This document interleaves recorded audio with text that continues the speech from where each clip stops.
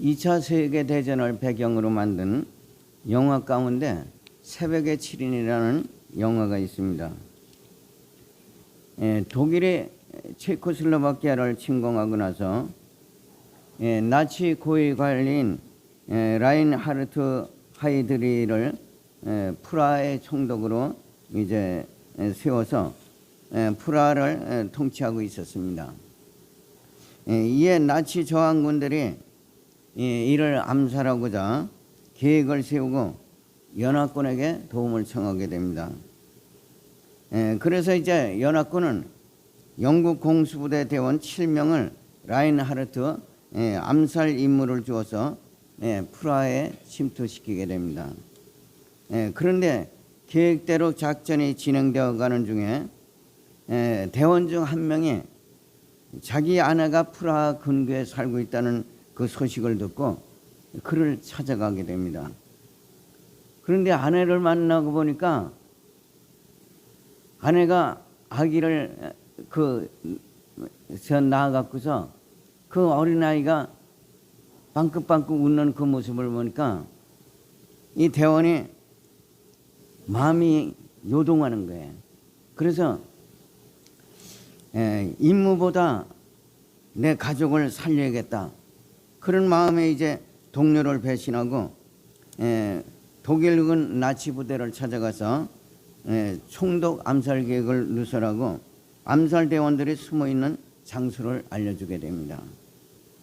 그로 인해 독일 총독 암살 계획 임무를 마치고 프라하를 탈출하려 하던 동료들이 독일군에 의해서 공수대원 6명 전원이 사살당하게 됩니다. 훗날 2차 대전이 끝나고 체코슬로바키아 정부는 라인하르트 암살 계획에 침투되었다가 사살당한 6명의 공수대원에게 국가 최고의 무공훈장을 수여하고 국가 영웅으로 추대한 반면에 그 처자식을 살리겠다고 동료를 배반한 한 명은 사형을 언도하게 됩니다.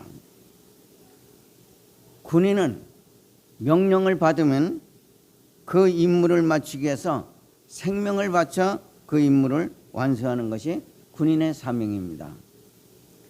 이와 같이 교회도 하나님으로부터 부르심을 받은 사명자는 복음을 위하여 생명을 다해서 복음을 전파해야 됩니다. 이 사명을 위해서 에베소서 4장에서는 모든 겸손과 PPT 띄워주세요. 모든 겸손과 온유로 하고 오래 참음으로 사랑 가운데서 서로를 용납하고 평안에 매는 줄로 성령이 하나 되게 하신 것을 힘써 지키라고 말씀하고 있습니다. 주님은 그런 사역자들 가운데 어떤 사람은 사도로, 어떤 사람은 선지자로, 어떤 사람은 복음 전하는 자로, 어떤 사람은 목사와 교사를 삼으셨으니 이는 성도를 온전케 하여 봉사의 일을 하기 위함이라고 이렇게 말씀하고 있습니다. 주의 일은 공짜가 없습니다.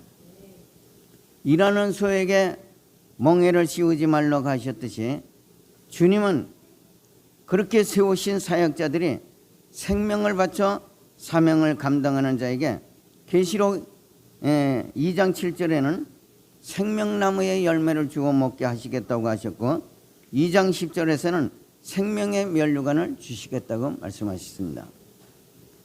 사명자는 저절로 만들어지지 않습니다. 어떤 훈련을 받느냐에 따라서 사명자의 역할이 달라집니다.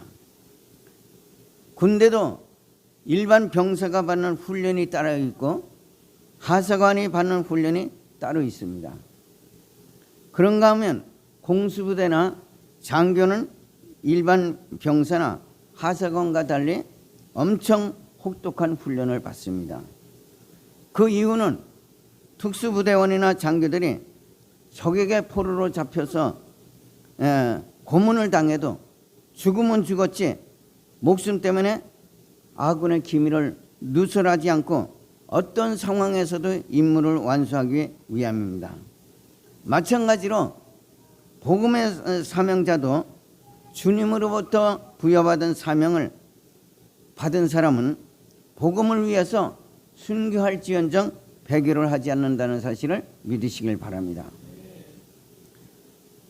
그러면 어떻게 하면 복음의 사명자가 될 수 있을까? 본문 13절부터 14절에 보면 우리가 다 하나님의 아들을 믿는 것과 아는 일에 하나가 되어 온전한 사람을 이루어 그리스도의 장성한 분량이 충만한 데까지 이르리니 이는 우리가 이제부터 어린아이가 되지 아니하여 사람의 속임수와 간사한 유혹에 빠져 온갖 교훈의 풍조에 밀려 요동하지 않게 하려 함이라고 말씀하셨듯이 사명자는 악한 영과의 싸움에서 순교자가 될지언정 사람의 속임수와 간사한 유혹에 빠지거나 이단 사설에 넘어가지 않는 자가 사명자가 되는 줄 믿으시길 바랍니다.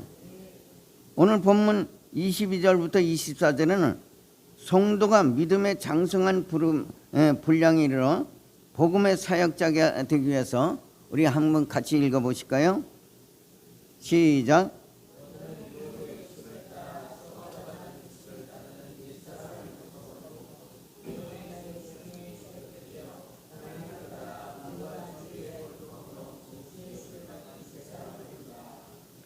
예수 믿는 사람은 말과 행실이 불신자하고는 전혀 달라야 됩니다. 그래야 예수 믿는 사람들이 뭔가 다르구나 그런 말을 듣지 않겠어요? 누가복음 6장 43절부터 45절에 보면 못된 열매 맺는 좋은 나무가 없고 또 좋은 열매 맺는 못된 나무가 없느니라. 선한 사람은 마음에 쌓은 선에서 선을 내고 악한 자는 그 쌓은 악에서 악을 내느니 이는 마음에 가득한 것을 입으로 말함이니라고 하신 말씀이 있듯이 똑같이 예수를 믿어도 세상 일에 관심이 많고 먹고 마시고 즐기고 돈을 버는 일에 관심이 많은 사람은 세상 말을 하게 되고 성령의 지배를 받는 사람은 성령의 말을 하게 된다는 사실을 믿으시길 바랍니다. 성도가 의와 진리의 거룩함으로 지으심을 받은 새 사람을 되기 위해서는 로마서 12장 2절에 이렇게 말씀합니다. 오직 마음을 새롭게 함으로 변화를 받아 하나님의 선하시고 기뻐하시고 온전한 뜻이 무엇인지 분별하라고 말씀합니다. 이 말씀이 뜻하는 그 의미는 성도가 가져야 될 신앙의 가치관이라고 볼 수 있는데 이러한 가치관을 가진 사람은 돈을 벌어도 주의 일을 위해서 돈을 쓰게 되고 직장을 다녀도 주의 영광을 위해서 섬김의 삶을 살게 됩니다. 그러나 신앙생활을 20년 30년을 했어도 돈복이나 받고 자식들 잘 되고 잘 먹고 잘 사는데 관심이 많은 사람은 주의 일에 헌신하기도 어렵고 하나님의 선하시고 기뻐하시고 온전하신 뜻이 무엇인지 분별하기가 어렵습니다. 이런 사람들이 주의 은혜가 무엇인지를 알고 주님의 몸된 교회를 위해 헌신하려면 새 사람을 입어야 하는데 새 사람을 입는다는 것은 다른 말로 거듭난다는 그런 말입니다. 사람이 거듭나기 위해서는 신앙의 가치관과 마음의 생각과 뜻이 싹 바뀌어야 된다는 사실을 믿으시길 바랍니다. 그러면 어떻게 해야 마음의 생각과 뜻을 바꾸고 새 사람을 입을 수 있을까? 첫째, 거짓을 버리라고 말씀합니다. 오늘 본문 25절부터 27절에 보면 그런즉 거짓을 버리고 각각 그 이웃과 더불어 참된 것을 말하고 분을 내어도 해가 지도록 분을 품지 말고 마귀에게 틈을 주지 말라고 말씀합니다. 오늘 본문에 보면 거짓을 말함으로 마귀에게 틈을 주지 말라고 말씀하고 있습니다. 친구 사이에도 거짓말을 하는 것은 금방 들통이 납니다. 또 속는 사람도 해받은 것이 없고 거짓이라는 걸 알고 웃음으로 넘길 수 있지만 의도적으로 사기를 치기 위해서 거짓말하는 것은 사악한 악이 그 사악한 영이 그 속에 들어서 속는 사람이 사기라는 것을 알지도 못한 채 감쪽같이 속아 넘어가게 됩니다. 그뿐만 아니라 크나큰 금전적인 손해를 당해서 인생에 큰 불행을 당할 수가 있습니다. 복음에도 거짓이 있고 진리가 있는데 거짓으로 교리를 만들어 전하는 것들을 이단이라고 말합니다. 문제는 이단도 우리 정통교단과 똑같이 성경을 가지고 말씀을 전하게 됩니다. 그래서 다 똑같은 성경의 말씀으로 착각을 하게 되지만 사실은 처음 시작은 성경을 하지만 나중에는 그들이 만든 교리를 가르치게 됩니다. 이단 중에는 성경에 있는 비유 가운데 그 비유 속에 오묘한 진리가 숨어 있다고 비유풀이를 가르치는 데도 있습니다. 비유라는 것은 예수님이 말씀을 전하면서 성중들이 쉽게 이해할 수 있도록 비유를 들어서 설명하신 것인데 그것을 또다시 풀어 가르친다고 하면 예수님의 말씀과는 달리 왜곡되고 해괴한 말씀을 가르치게 됩니다. 그런데 이러한 잘못된 말을 듣고 청소년들과 믿음이 연약한 사람들이 세상에 이렇게 귀한 진리가 여기 있다니 그동안 내가 헛된 신앙생활을 했어. 그리고 자기가 다니던 교회를 악평을 하고 잘못됐다고 얘기를 합니다. 진짜 자기가 속아 넘어가는 줄 모르고 그런단 말이에요. 그것이 참 복음인 줄 알고 이단에 빠져버리게 됩니다. 잠시 우리가 생각을 바로하고 살펴보면 이단의 교리가 그렇게 참 복음인 것 같고 거기에만 구원이 있는 것 같으면 왜 수많은 정통 교단에서 그들을 이단으로 정죄하고 배척을 하겠습니까? 정통 교단에서 이단으로 정죄하고 배척할 때는 나름대로 이유가 있지 않겠습니까? 상식적으로 우리가 생각을 해봐도 알 수 있는데 왜 그것을 깨닫지 못합니까? 그 이유를 고린도후서 4장 4절에 보면 이렇게 말씀하고 있습니다. 다 같이 한번 따라서 읽어보실까요? 시작.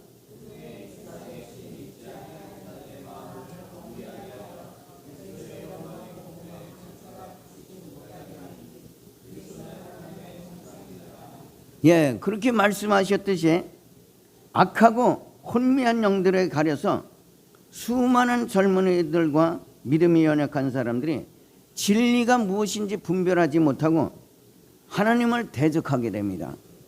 그리고 이단의 교주를 섬기는데 헛된 충성을 하고 인생을 낭비하게 되는 것을 보게 됩니다.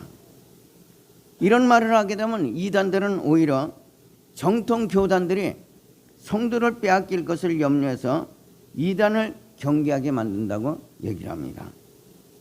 요한복음 4장 4절에 보면 너희는 너희 아비 마귀에게서 났으니 너희 아버지의 욕심을 너희도 행하고자 하느니라. 저는 처음부터 살인한 자요 진리가 그 속에 없으므로 진리에 서지 못하고 거짓을 말할 때마다 제 것으로 말하느니 이는 저가 거짓말장이요 거짓의 아비가 되었음이라고 말씀합니다. 여러분, 혹이나 이단이나 이단들의 감은 이설에 넘어가 헛된 것을 믿고 하나님을 대적하는 일이 없으시길 주님의 이름으로 축원을 드립니다. 성경은 분명히 말씀하고 있습니다. 계시록 2장 21장 8절에 보면 새 하늘과 새 땅에 임하는데 거기에는 두려워하는 자들과 믿지 않은 자들과 흉악한 자들과 살인자들과 행음자들과 술객들과 우상숭배자들과 모든 거짓말하는 자들은 불과 유황으로 타는 못에 참여하리니 이것이 둘째 사망이라고 말씀합니다. 지금 우리는 육신을 가지고 이 세상을 살아가기 때문에 하나님의 심판이 얼마나 무서운지 우리는 또 영원한 생명이 무엇인지 이해하지도 못할 뿐만 아니라 감각적으로 그것을 느끼지 못합니다. 그러나 분명한 것은 마지막 때 우리가 행한 대로 하나님의 심판이 반드시 있다는 사실을 믿으시길 바랍니다. 둘째로 마음의 생각과 뜻을 바치고 새 사람을 잊기 위해서는 29절부터 30절을 보면 무릇 더러운 말은 너희 입 밖에도 내지 말고 오직 덕을 세우는 데 소용되는 대로 선한 말을 하여 듣는 자들에게 은혜를 끼치게 하라.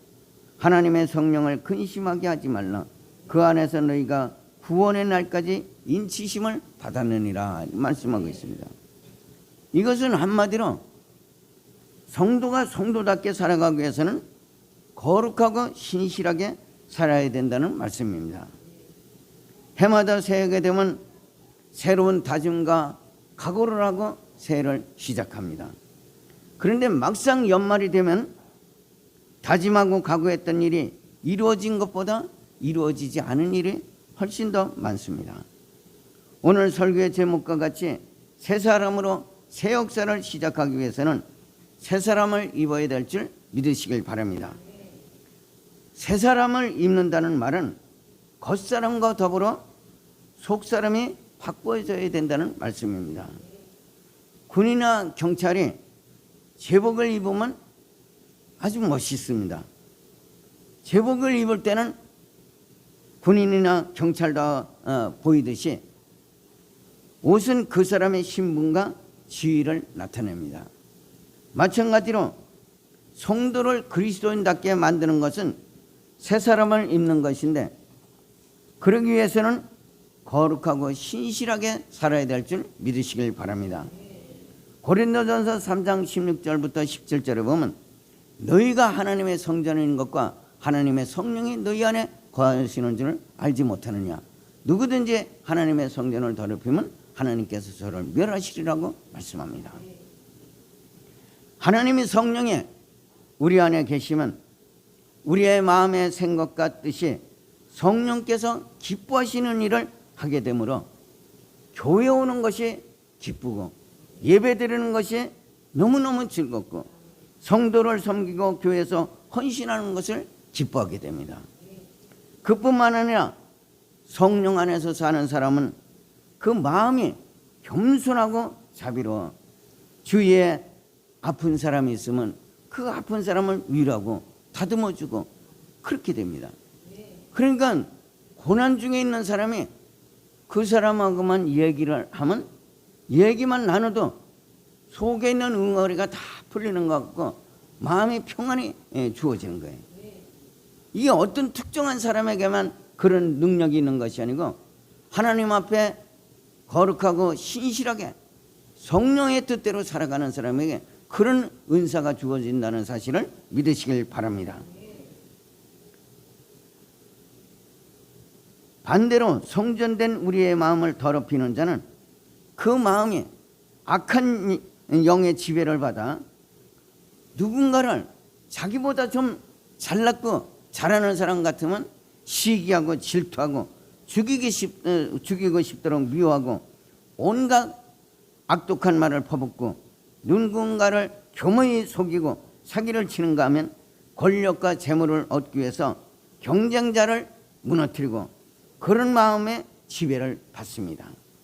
만일 예수 믿는 사람이 그러한 생각을 가지고 살아간다면 그것이 성전된 우리의 마음을 얼마나 더럽히는 일이겠습니까?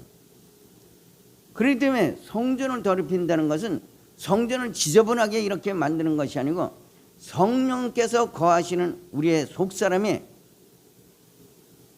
성령 하나님의 성품을 닮아가고 성령 하나님께서 원하시는 대로 살아가야 되는데 그렇지 못할 때는 우리의 속사람이 지저분해지는 거예요. 그게 바로 하나님된 성전된 우리를 더럽히는 거죠. 우리가 하는 말은 마음에서 나오게 됩니다. 누가복음 6장 45절에 보면 선한 사람은 마음에 쌓은 손에서 손을 내고 악한 자는 그 쌓은 악에서 악을 내나니 이는 마음에 가득한 것을 입으로 말함이니라고 말씀합니다. 성령으로 충만한 사람은 말 한마디 하는 것이 아유 감사합니다 주여 이런 말이 나와요. 그리고 사람을 섬기고 다독거리는 은혜스러운 얘기가 말이 나옵니다. 그런데 세상 것에 관심이 많은 사람은 세상 말을 하게 됩니다. 예수를 믿으면서도 누구하고 모여서 얘기하면 누가 뭐를 샀네, 땅을 얼마 샀네, 이번에 뭐 어디에 투자를 했는데 돈을 얼마 많이 벌었네, 그런 데에 관심이 많고 그런 말을 많이 하게 됩니다. 때문에 성도가 새 사람을 잊기 위해서는 마음의 생각과 뜻을 성령 하나님께 두어야 된다는 사실을 믿으시길 바랍니다. 셋째로 마음의 생각과 뜻을 바꾸고 새 사람을 잊기 위해서는 31절부터 32절에 보면 너희는 모든 악독과 노함과 분능과 떠드는 것과 비방하는 것을 모든 악의와 함께 버리고 서로 친절하게 하며 불쌍히 여기며 서로 용서하기를 하나님이 그리스도 안에서 너희를 용서함과 같이 하라고 말씀합니다. 레위기서 19장 2절에 보면 이스라엘 백성들이 하나님 앞에 화목 제물을 드리고 안식일을 지키기 위해서 여호와께서 모세에게 일러 가라사대 너는 이스라엘 자손을 온 회중에게 고하여 이르라 너희는 거룩하라 나 여호와 너희 하나님의 거룩함이라고 말씀합니다. 여러분, 성도가 거룩해지는 것은 좋은 말만 한다고 해서 거룩해지는 게 아니에요. 내가 집에 있든지 어디 거리를 가든지 누구와의 만남이 있든지 그 자리에는 항상 주님이 나를 지켜보고 계신다. 이런 신전의식을 가질 적에 우리 삶이 거룩해진다는 사실을 믿으시길 바랍니다.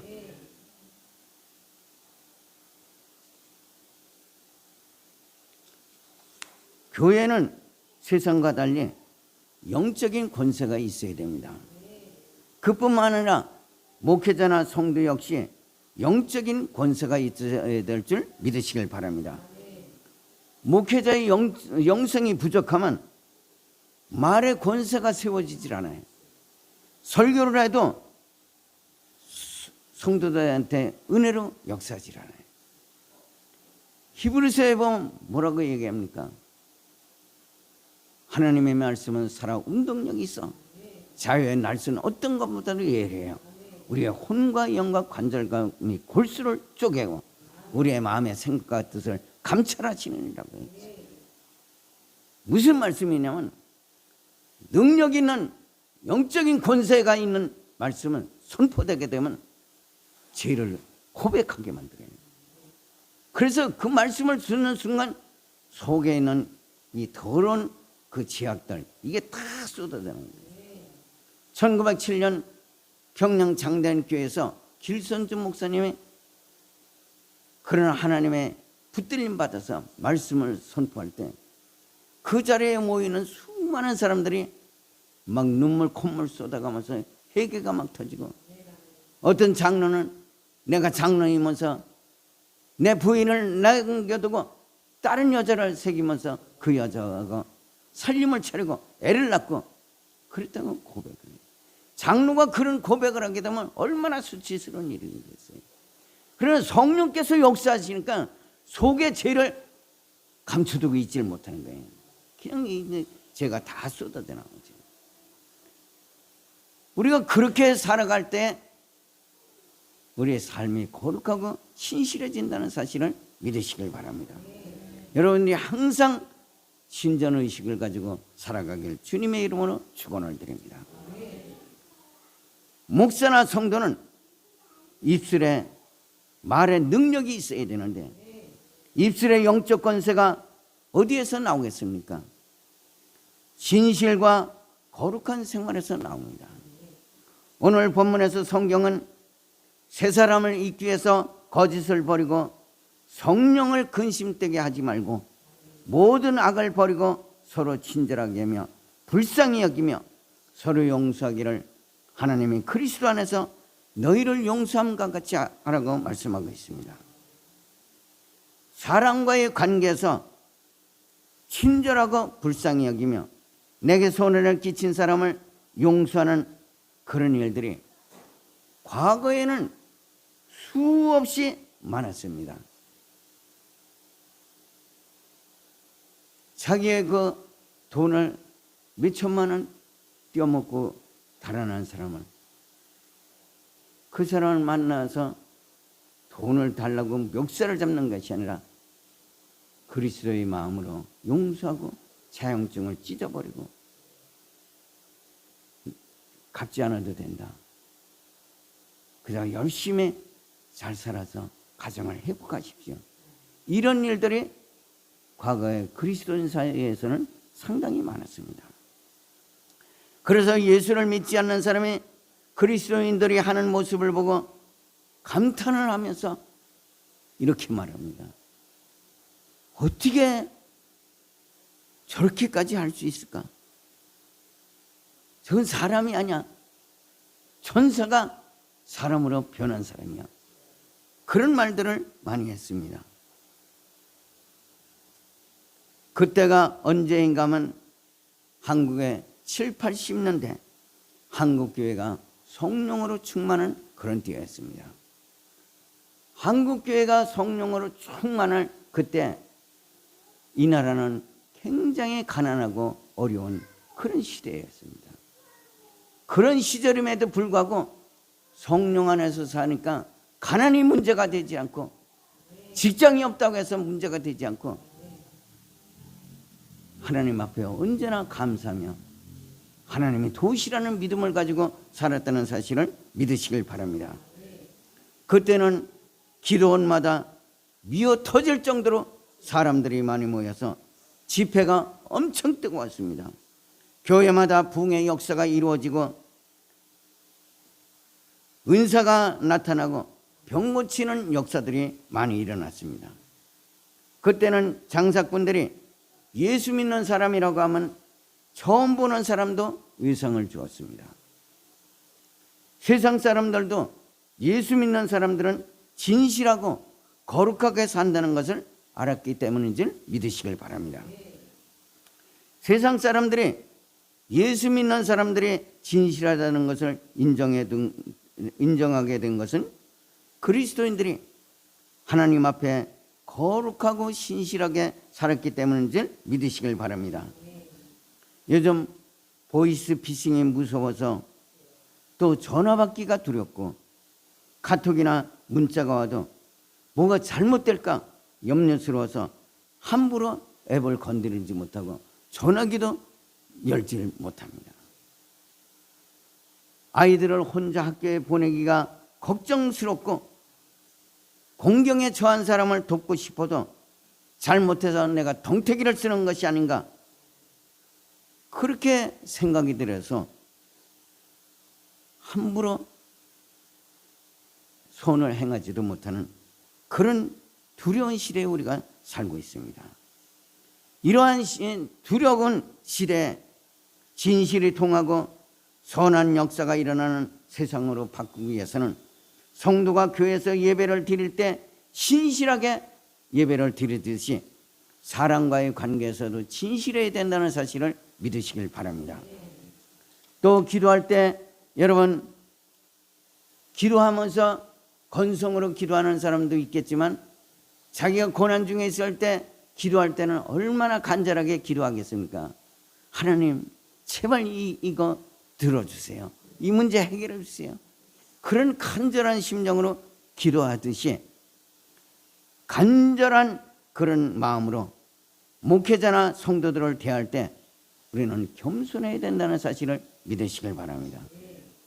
그러한 거룩한 생활과 신실한 생활의 작은 조각들이 모여서 병든 세상에 치유되고 성도의 위대한 삶이 만들어진다는 사실을 믿으시길 바랍니다.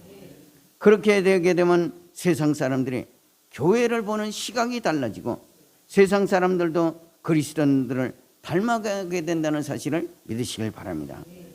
기독교 100년사라는 역사를 보면 성도들의 거룩한 삶으로 인해서 1907년 평양 장대한 교회에서 일어났던 부흥의 평양의 모든 상가들이 문을 닫고 부흥에 참여하게 되고 그 여파로 성령의 역사가 전국에 퍼져서 수많은 사람들이 예수를 영접하고 사회 의식이 달라졌다는 사실을 우리가 생각해 볼 필요가 있습니다. 나는 여러분들이 사람 앞에 진실하고 하나님 앞에 거룩하고 신실한 삶을 살기를 주님의 이름으로 축원을 드립니다. 그로 인해서 새 사람으로 새 역사를 이루는 여러분의 삶이 되기를 주님의 이름으로 축원을 드립니다. 기도하겠습니다. 주님의 귀하신 은혜와 사랑에 오늘 이 아침에 말씀을 듣는 모든 심령들의 심령에 말씀으로 인해서 변화되고 그들의 삶이 거룩하고 신실하고 하나님 앞에 서 있다는 신전의식을 살아갈 수 있도록 은혜를 다하여 주옵소서.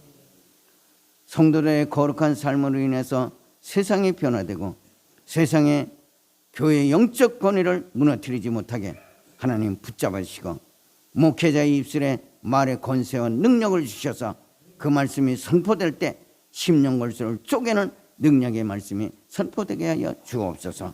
우리 주 예수 그리스도의 이름으로 기도합나이다.